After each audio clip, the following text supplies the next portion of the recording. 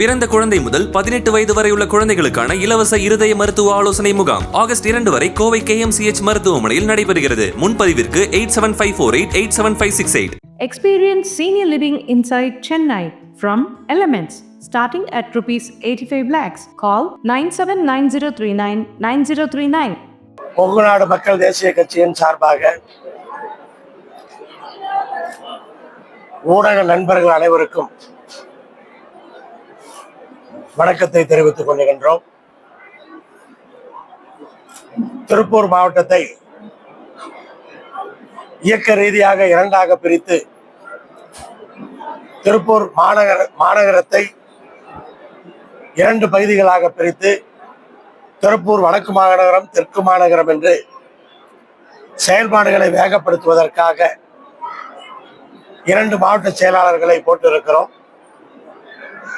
இன்றைக்கு திருப்பூர் தெற்கு மாநகரத்தினுடைய புதிய நிர்வாகிகள் பதவியேற்பு விழாவை மிகச்சிறப்பாக பொறுப்பாளர்கள் இங்கே ஏற்பாடு செய்து நடத்தியிருக்கிறார்கள்.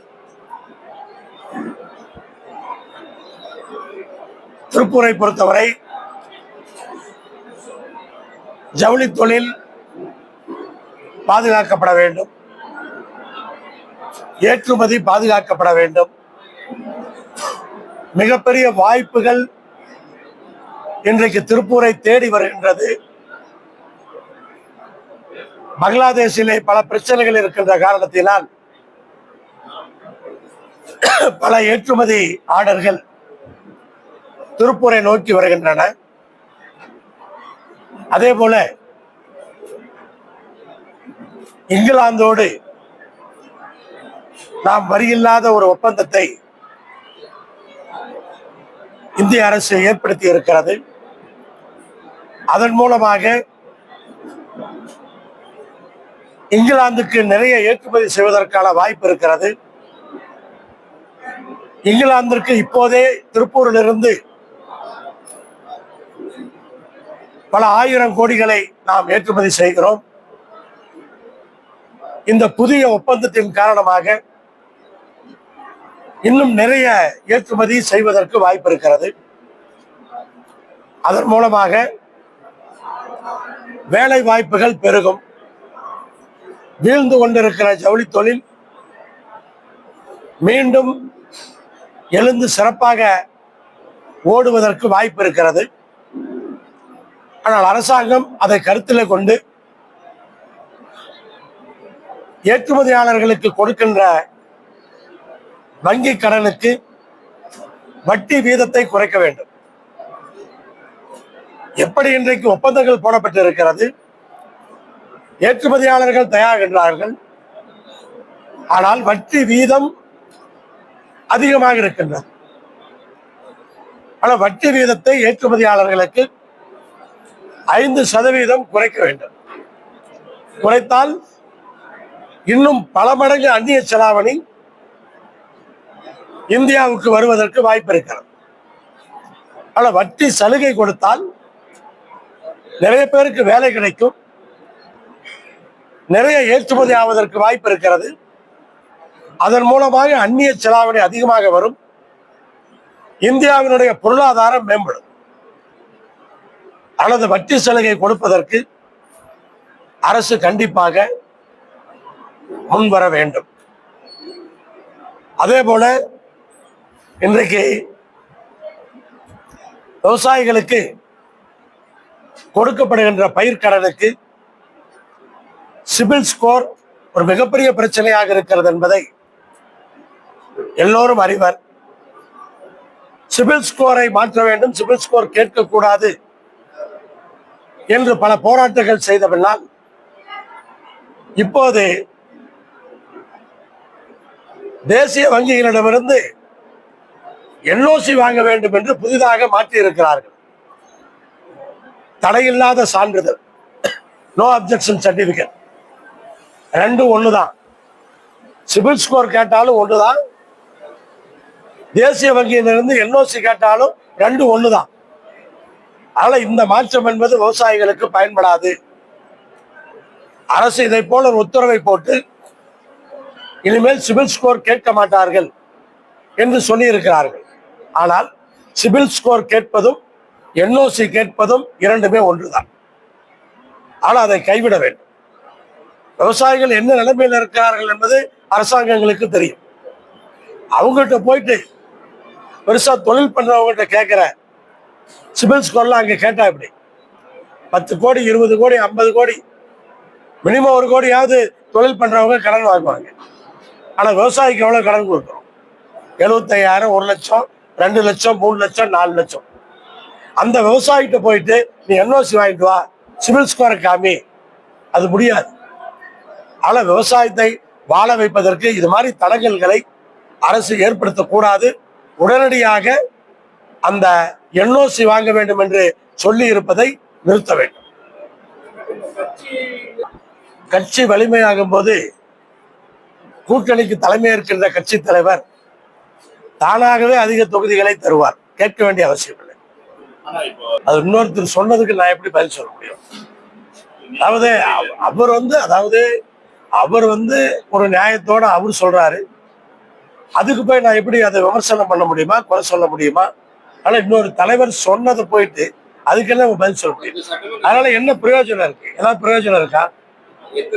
கேட்பேன், இப்ப சொன்னா நாளைக்கு வாங்கி தந்துடுவீங்களான்னு. நாங்க வந்து சில கோட்பாடுகளோடு இருக்கிறோம்.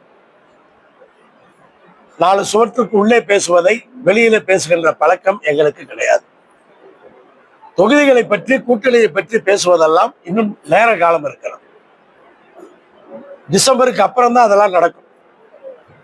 ஊடகத்திலே ஏதோ தேர்தலே வந்து விட்டதை போல ஒரு பரபரப்பை உண்டாக்கி விட்டீர்கள். அதுதான் இப்ப போயிட்டு இருக்கு. ஆனா எந்த கட்சியும் இப்ப தேர்தலை பத்தி பேசல.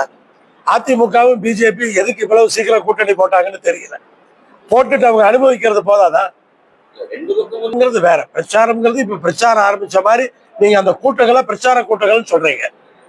இப்ப தமிழ்நாட்டினுடைய முதலமைச்சர் எப்ப ஒரு ஓய்வு எடுத்தாரு சொல்லுங்க? திராவிட முன்னேற்ற கழகத்தினுடைய பொறுப்பாளர்கள் எப்ப வேலை பார்க்காம இருந்தாங்க? தொடர்ந்து வேலை பார்த்துட்டு தான் இருக்காங்க. அவங்க வந்து பூத் கமிட்டி கூட்டம் எல்லாம் 2022லயே போட்டாங்க. ஆனா இப்பதான் ஆரம்பிச்சாங்கன்னு சொல்ல முடியாது. இப்ப நீங்க அதுக்கு வேற பேர் வச்சிருக்கீங்க. அதனால வந்து அது தேர்தல் பணி அப்படின்னு நம்ம சொல்றோம். பிரதமர் வந்திருக்காரு. அதாவது யாராக இருந்தாலும் நம்முடைய மண்ணினுடைய பாரம்பரியத்தை தூக்கி பிடிக்கும் பொழுது நாம் வரவேற்க வேண்டும், பாராட்ட வேண்டும்.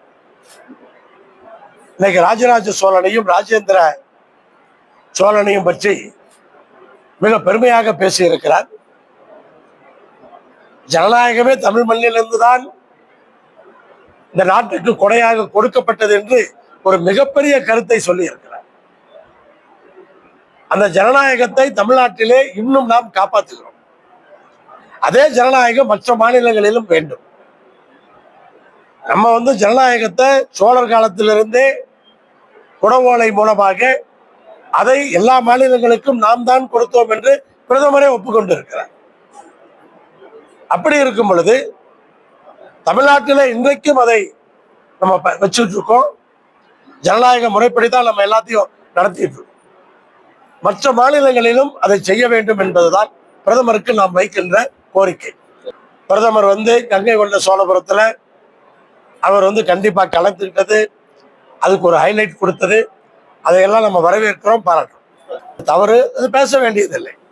பேசி அதை நோக்கி எவ்வளவு நேரம் வீணாயிடுச்சு. ஊடகங்கள், ஊடகத்துக்கு பதில் சொல்லுகின்றவர்கள், எவ்வளவு விஷயங்கள், அது தேவையில்லாத கருத்து. அதை பற்றி மறைந்த தலைவர்களை பற்றி நாம் விமர்சிக்கிற வகையிலே கருத்துக்களை சொல்ல வேண்டிய அவசியம் கிடையாது. அப்படித்தான் பாரதிய ஜனதா கட்சியிலும் சொல்லிக் கொண்டிருந்தார்கள். பெரிய அண்ணாவை பற்றி, தேவரை பற்றி, இதெல்லாம் தேவையில்லாத விஷயங்கள். அவங்கதான் சுற்றுப்பயணம் என்பது மக்களை சந்திக்கிறார்கள், நாம் வரவேற்கின்றோம். இன்னைக்கு கூட காஞ்சிபுரத்துல ஒரு ஏரியில கழிவுகள் கலக்குது, ரொம்ப மோசமா இருக்குது அப்படின்னு சொல்லி வருத்தப்பட்டு பேசி இருக்கிறார். அதுவெல்லாம் இன்னைக்கு நேரா பார்க்கறதுக்கான அந்த வாய்ப்புகள் கிடைத்திருக்கிறது. இப்ப அவர்களை பொறுத்தவரை உட்கட்சி பிரச்சனையை தீர்ப்பதற்கு இது தேவைப்படுகிறது. அரசியல் ரீதியாக அதை திட்டமிட்டு அவர் இன்றைக்கு செய்து கொண்டிருக்கிறார். அவங்க பிரதமர் சொல்லுவது வேறு.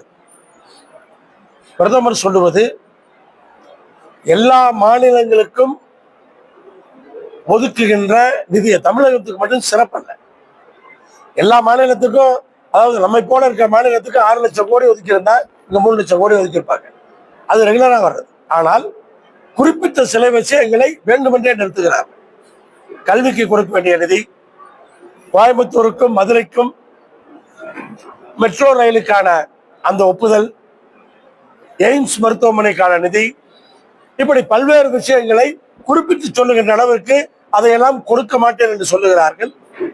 ஒன்றிய அமைச்சர்கள் நேரடியாகவே சொல்லுகிறார்கள், தேசிய கல்விக் கொள்கையை ஏற்றுக்கொண்டால்தான் பணம் தருவோம் என்று சொல்லுகிறார்.